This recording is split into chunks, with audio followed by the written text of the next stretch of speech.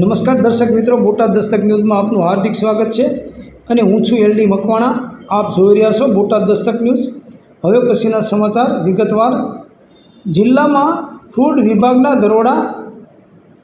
આરોગ્ય માટે હાનિકારક ખાદ્ય વસ્તુઓના 62 સેમ્પલ લેવાયા। સુરેન્દ્રનગર, વઢવાણ સહિતના સ્થળોએ ચેકિંગ। શ્રીખંડ, મઠ્ઠો, કેરીનો રસ, તેલ, પનીર સહિતના નમૂના લેવાયા।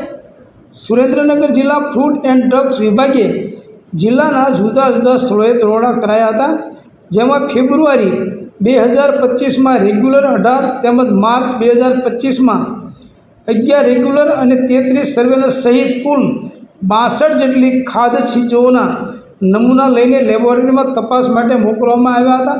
જ્યારે 2 માસમાં 20 સેમ્પલોના રિપોર્ટ આવતા એક સેમ્પલ નાપાસ થતાં તંત્ર દ્વારા આગળની કાર્યવાહી કરવામાં આવી હતી। સુરેન્દ્રનગર જિલ્લામાં આરોગ્ય સાથે ચેડા કરીને ખાદ્ય ચીજવસ્તુઓના વેપારીઓ લોકોને પધરાવી રહ્યા છે, ત્યારે આવા લોકો સામે તંત્ર દ્વારા કાર્યવાહી કરાઈ રહી હતી। તારીખ 1 થી તારીખ 28 ફેબ્રુઆરી 2025 દરમિયાન તંત્ર સુરેન્દ્રનગર, વઢવાણ શહેરી વિસ્તારો તેમજ જિલ્લા સહિતના સ્થળોએ ફૂડ એન્ડ ડ્રગ્સ વિભાગે ચેકિંગ હાથ ધર્યું હતું, જેમાં આરોગ્ય માટે હાનિકારક શંકાસ્પદ ખાદ્ય વસ્તુઓના સેમ્પલો લેવામાં આવ્યા હતા, જેમાં શ્રીખંડ, મઠ્ઠો, કેરીનો રસ સહિતના 18 રેગ્યુલર સેમ્પલ લેવાયા હતા।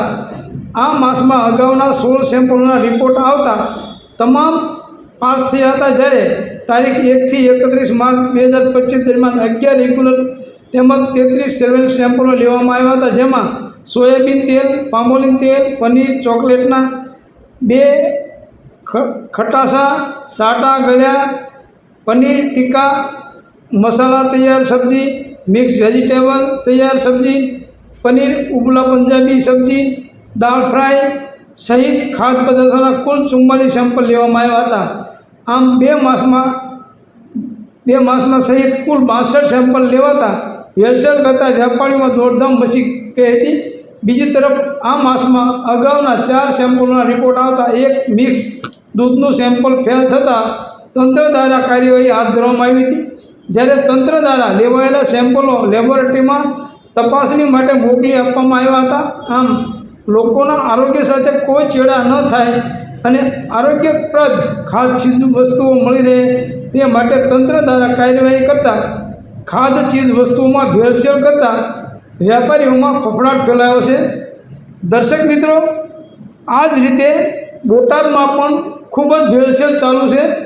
સુરેન્દ્રનગરમાં તો ન પકડાણું એક જ પકડાણું, પણ બોટાદમાં તો હરેક વસ્તુમાં ભેળસેળ છે। કોઈ વસ્તુ એવી નથી કે એમાં ભેળસેળ નથી, પરંતુ તંત્રને આમાં કંઈ કામ જ કરવું નથી।